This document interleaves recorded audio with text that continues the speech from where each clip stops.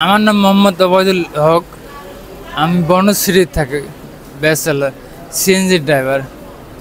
আমি ওখানে মেরুলে থাকিয়ে পুরো বনশ্রী মেরাদিয়া হাট পর্যন্ত মানুষ আর পুলিশ যেভাবে গুলি করতেছে মনে হয় পাখির মতো মানুষ মারতেছে। এই ঢাকা মেডিকেলে কোনো জায়গা ছিল, সিট ছিল না যে গুলি, এখন তো নাই। এখন সিএমএসে গেছে, বড় বড় যেগুলো এখানে চিকিৎসা হইতে যাচ্ছে না সেগুলো তখন সিএমএসে গেছে। কিন্তু আমি গত মাসে 19 তারিখে গুলি খাচ্ছি, তখন থেকে এই বেডে আছি। আমি বেডে আছি, চিকিৎসা করতেছি। এখন ওই সরকারি আমাদের কিছু তত্ত্বাবধায়ক সরকার আসার পরে আমাদের খরচগুলা নেয় না, আমরা এইভাবে চিকিৎসা করতেছি, তখন থেকে এখানে আসছি। কিন্তু গুলি খাওয়ার পরে কেউ আসে নেই আমার এখানে, যে খোঁজ খবর নেওয়ার কোনো সাংবাদিক তো আসেই না। কিন্তু আসলে এমনি অন্য অন্য কোম্পানি আসে কি নাম টাম লেখে নিয়ে যায়, কিন্তু কিছু তো আমরা পাই না। আমাদের ওই যে ছেলে, আরও একটা ছেলে আছে, 2 ছেলে, আমার বাড়ি কুড়িগ্রাম। কিন্তু আমি কিভাবে এখানে আসি, আমাদের খরচ খাওয়া দাওয়া একমাত্র আল্লাহ জানে। বাড়িতে অভাব অনেক কিছু। আমি সিএনজি চলে সাধারণ নাগরিক, আর যেগুলো দেখ বেশিরভাগ মানুষ মরছে সাধারণ ইস্কাওয়ালা,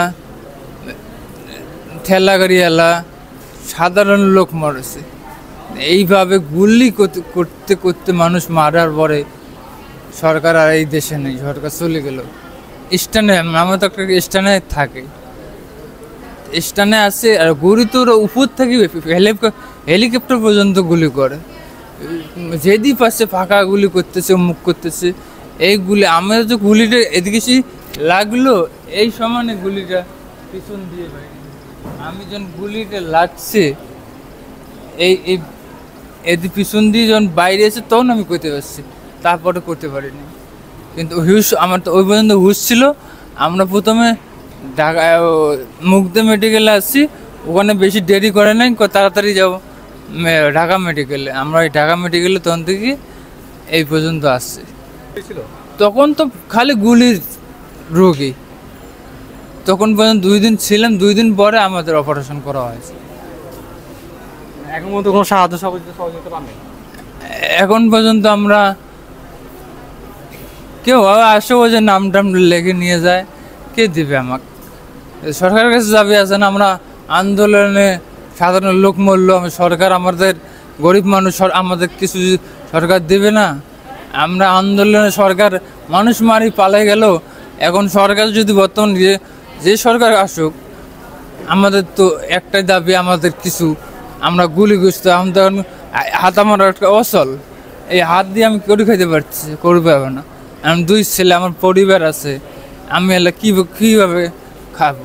আমার একটা সরকারের কাছে দাবি আছে না, এটা আমার 100% দাবি। সরকার জন্য আমার কিছু দেয়, এইটাই সরকারের কাছে আসা আমার।